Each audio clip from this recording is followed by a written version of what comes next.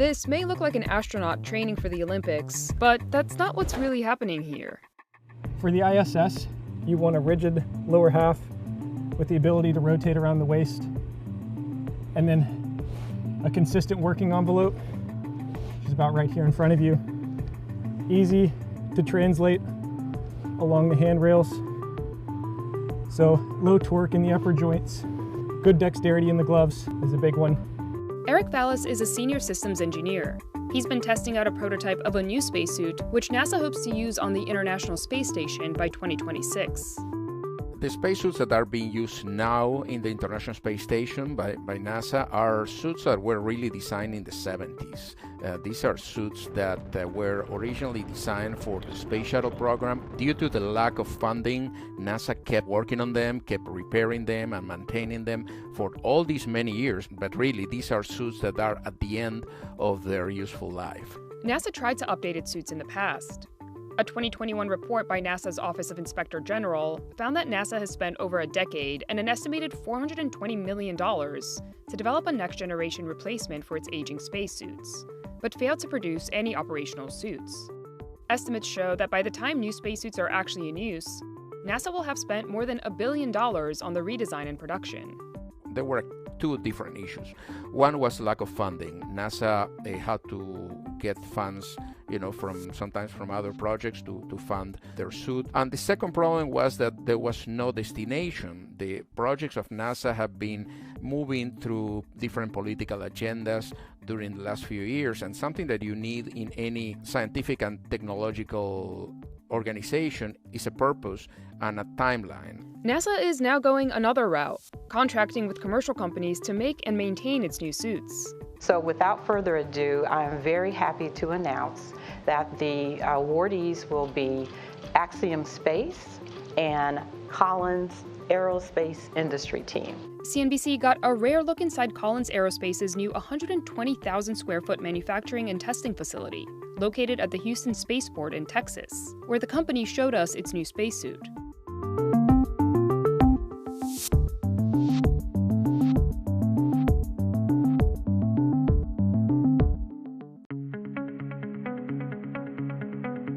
NASA's current spacesuits, known as Extravehicular Mobility Units, or EMUs in NASA speak, are very complex.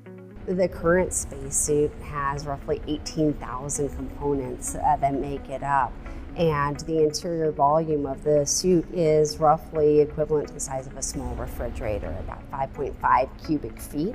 There have been a number of safety concerns over the years due to the aging spacesuits. The final investigation is in following the near drowning in space of that Italian astronaut doing a spacewalk outside the International Space Station. His equipment failed him. In fact, they say it was his calm demeanor that probably saved his life after his helmet filled with water.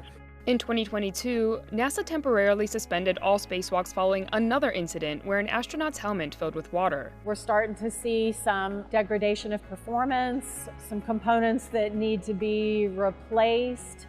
So on Space Station, we're really watching very, very closely the performance of the EMUs while they are still on orbit. In the meantime, these new suits for this particular failure of water in the helmet, the new designs are designed such that that failure mechanism cannot occur. Inventory issues are also a problem.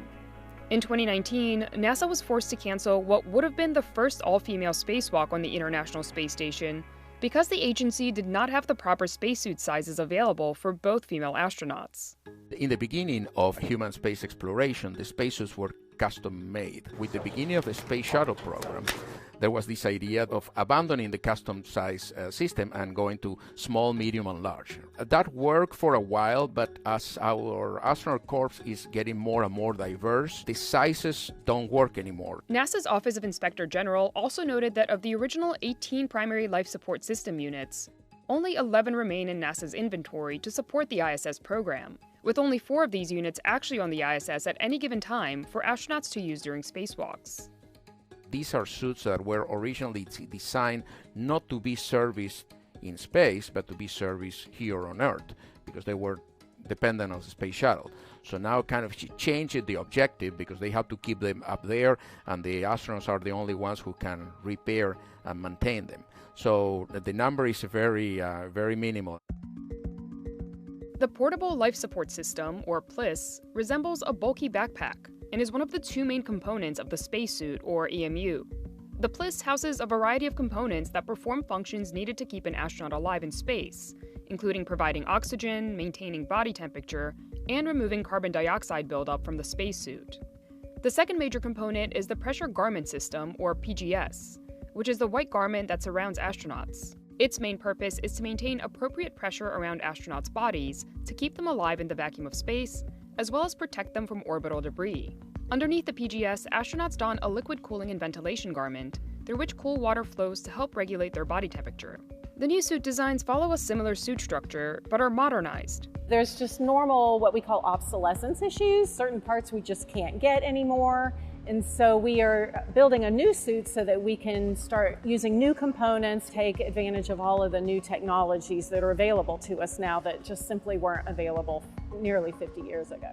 Under the Exploration Extravehicular Activities Services Contract, or EVAS, NASA is providing Collins and Axiom, along with a number of their industry partners, with up to $3.5 billion through 2034.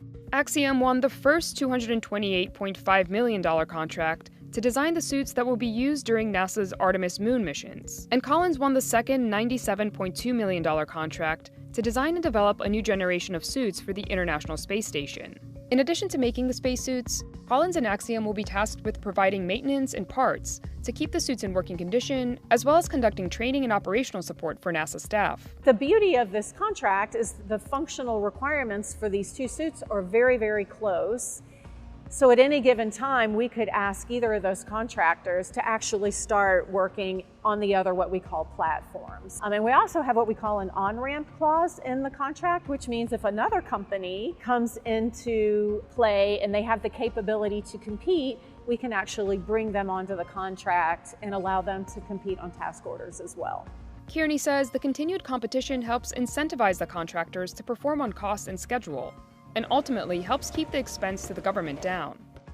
In addition to the fiscal support, NASA also provided the vendors with access to data from the organization's own suit development efforts through its XEMU project. What we basically did was take that design and we made it available to industry because we put a lot of work and taxpayer money into developing that system. And so as industry came in and proposed on the Artemis suits, they were able to use any of the data we had available from the XEMU development effort. Axiom Space would not give CNBC a sneak peek of its spacesuit designs prior to a public reveal.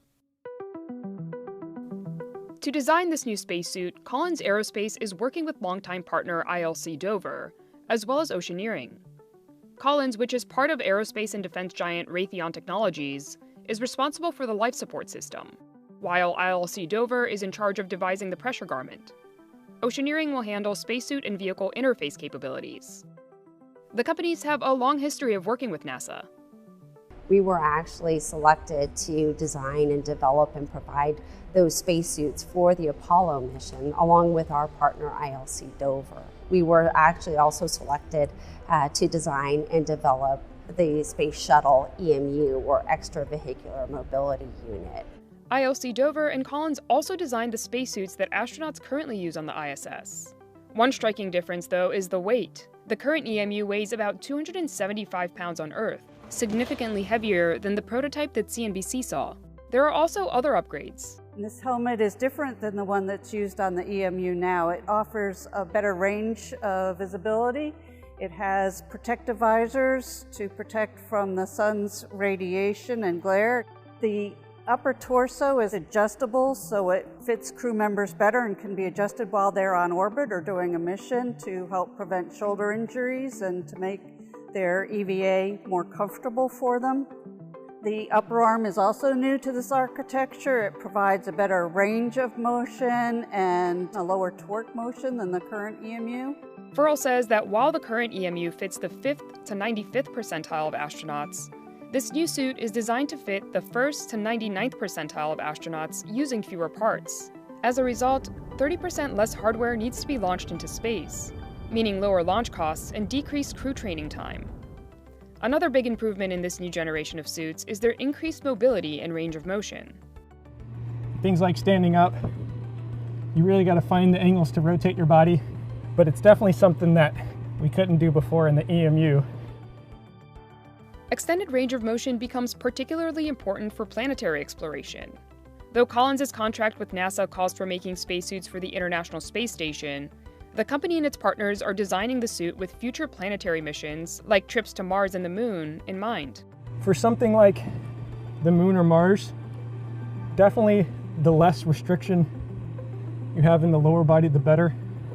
Being able to catch yourself if you start to fall is a big plus, especially with all the dust concerns. So good mobility, stabilization is important. One of the biggest technological challenges for going back to the moon is the dust particles, which are like the consistency of talcum powder. They sieve through any fabric. So the fabric has to be coated or solid against the intrusion of dust particles. A lot of the lessons learned from Apollo need to be applied and incorporated. So greater mobility, reduced mass, greater connectivity for the astronauts. They need a better ability to see what is going on with their suits, communicate with each other, because as we continue to go further and further from Earth, you're going to have all of that capability really self-contained. Crew members need to be able to operate somewhat independently from Earth. Something else that suit makers have to consider is the length of time that astronauts will be spending on missions. When we think about some of those longer duration missions, some of the other aspects that we've incorporated is really just the maintainability. The ability to do maintenance at lower levels and enable that work to be done at the destination. So we've incorporated modularity and open architecture, so as new technologies are introduced, they can be incorporated into the suit. Under the contract stipulations, NASA has asked Axiom to deliver the suits for its Artemis moon mission by August 2025, while Collins' ISS spacesuits are scheduled for delivery by 2026. Prior to being worn by astronauts on missions, the suits have to undergo extensive testing. We require crew member testing in the pressure garment to make sure they're meeting the mobility requirements. And then we also require testing what we call relevant environments. So that could be a thermal vacuum chamber, that could be in the NBL, that could be actually testing on orbit on space station. Since NASA is purchasing its suits from Collins and Axiom as a service, the vendors are free to make additional suits for non-NASA customers as well. Though Collins would not disclose the names of any of its other customers, the company says it's speaking with about 8 to 10 companies who are interested in their spacesuit services. New customers that we're looking at are not just the current batch of commercial space customers. There are countries that are looking to be involved in space that were not in the past able to participate. And as space commercializes and becomes more affordable, those countries now have the opportunity to step in. Romero also predicts that the design of these new spacesuits will continue to evolve to fit the new use cases of its broader customer base. Today we use it for maintenance and repair, very little for experiential activities where you're going out and doing space tourism. That's really not a part of EVA today. But that probably will become a part of EVA in the future. Future programs will have more interaction with robotics. So our suit needs to be in a position to be able to communicate with the robotic systems and be able to safely operate around a robot. And it could be big business. The space tourism market is poised to reach $4 billion by 2030. NASA is also looking beyond commercial companies for ideations of future spacesuits. In 2020, Pablo de Leon and his team at the Spaceflight Laboratory at the University of North Dakota won a $750,000 NASA grant to develop a new 3D printed spacesuit prototype for Mars and beyond.